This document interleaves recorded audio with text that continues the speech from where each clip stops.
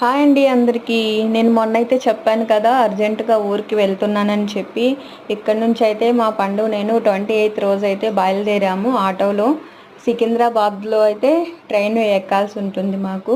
Hitech city నుంచి సికింద్రాబాద్. చూడండి train దగ్గరికి అయితే వచ్చేసాము. ఫస్ట్ టైం వందే భారత్ అయితే ఎక్కామండి.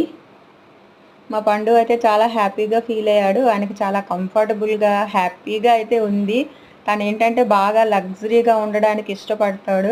మనమేమో మిడిల్ క్లాసు.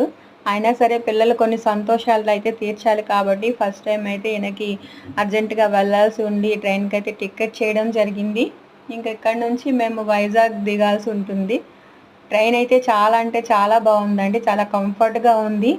ఇక్కడ నుంచి హైదరాబాద్ నుంచి వైజాగ్ అయితే 8 అవర్స్ జర్నీ. నార్మల్గా అయితే 12 అవర్స్ ఉంటుంది. కానీ ఈ ట్రైన్లో మాత్రం 8 అవర్స్కి మేము వెళ్ళిపోయాము. మధ్యాహ్నం 3 గంటలకైతే ట్రైన్ ఎక్కామండి.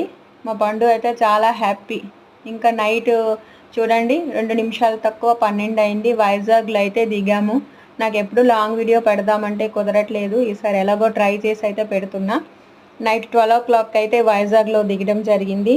అక్కడ నుంచి ఆటో తీసుకొని మా అన్నయ్య వాళ్ళు ఉంటారు, అక్కడికైతే వెళ్ళిపోయాము.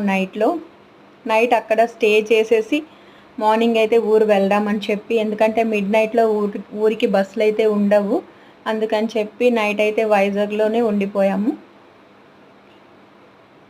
వైజాగ్ కూడా చాలా అందమైన సిటీ అండి. చూడండి రోడ్డు పక్కల అయితే 3 కలర్స్తో జెండా కలర్స్తో లైట్స్ అయితే చాలా అందంగా కనిపిస్తున్నాయి.